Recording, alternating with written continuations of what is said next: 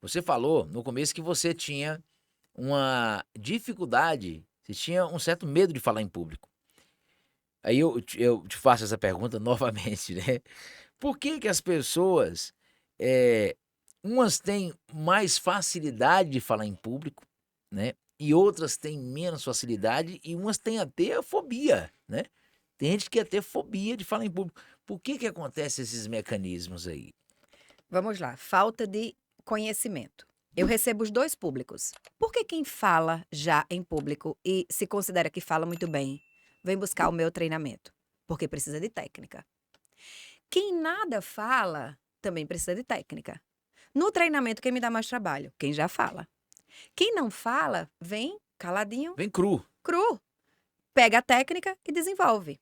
E quem já fala? Tem os vícios que traz E embutidos. tem mais resistência. Tem, às vezes tem muito mais. Mas acaba se convencendo. Por quê? Porque essa é a minha função, convencer você a fazer aquilo que eu quero. E a gente só consegue fazer isso quando você tem uma boa oratória, quando você conhece todo esse processo. Por que que as pessoas têm tanto medo? Tem medo da interpretação que os outros terão de nós. Isso era algo que lá no passado eu imaginava: "Nossa, não vou conseguir ser uma boa profissional. Como eu vou ser uma boa profissional se eu não falo em público? Se eu não sei mostrar?" Porque eu estudava muito, mas eu digo assim: "Como as pessoas vão saber que eu sei muito sobre isso? Como eu vou passar essa credibilidade?" Então eu digo que a oratória, ela mudou a minha vida. Ela me transformou. Hoje eu sou outra pessoa, eu consigo fazer tudo o que eu quero, porque eu tenho confiança no que eu consigo fazer. Quando você está num treinamento, você precisa entender que existe um passo a passo. Uma das questões que facilita muito é você ter um pitch. O que é o pitch? É uma técnica de apresentação sucinta. Essa técnica, ela faz com que você já chegue em algum lugar sabendo o que você vai falar. Existe a fala de improviso. Qual muitas vezes as pessoas chegam assim: "Olha, eu gosto mais de falar de improviso, nada de roteiro". Tudo bem, mas mesmo que você fale de improviso, Ricardo, você tem que saber o que você vai falar. Existe uma linha de raciocínio que você precisa cumprir, para que as pessoas também você consiga colocar essa linha de raciocínio na cabeça das pessoas.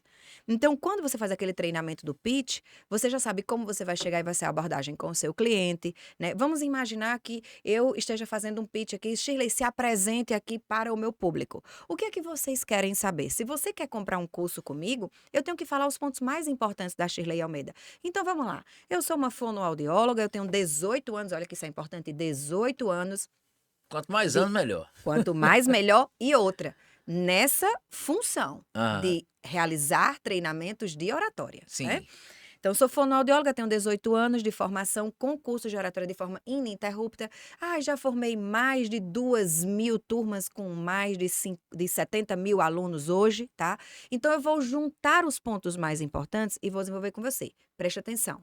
Quando eu estou falando com as pessoas, eu estou falando com você aqui e com quem está nos assistindo. Existe um tempo de raciocínio. Então, se eu já tenho os pontos mais importantes para falar com você, isso vai ficar na sua cabeça. Se eu começo a falar que eu tenho pós-graduação nisso, que eu tenho mestrado naquilo, que eu tenho doutorado naquilo, isso não interessa. O que você quer saber é o seguinte: que técnicas ela tem, qual é a metodologia dela para que eu possa sanar minha dor, que é o quê? Falar em público. Entende? Então, Exatamente. eu tenho que ter de forma estratégica aquilo que eu vou falar. Então, rapidamente eu falo, o seu pensamento não vai embora. Embora eu esteja aqui falando, se você observar, o seu pensamento está indo embora, mas com as técnicas eu volto. Por que que as pausas são tão importantes? Se você observar, toda hora eu estou dando uma pausa naquele momento que eu considero mais importante. Que momento é esse mais importante?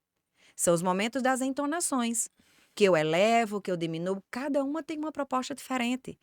Eu tenho que entender, porque veja só, as pessoas pensam que estar numa empresa e falar é muito importante, beleza, mas quando você vai vender, o mais importante é primeiro você ouvir. Escute a dor do seu cliente. Quando você escuta a dor, você sabe qual caminho você vai trilhar.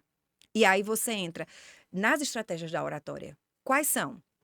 Entonação, a expressão que você precisa ser mais agressivo no momento que você considera que aquilo que você está falando é o que vai sanar a dor do seu cliente. Ou seja, vender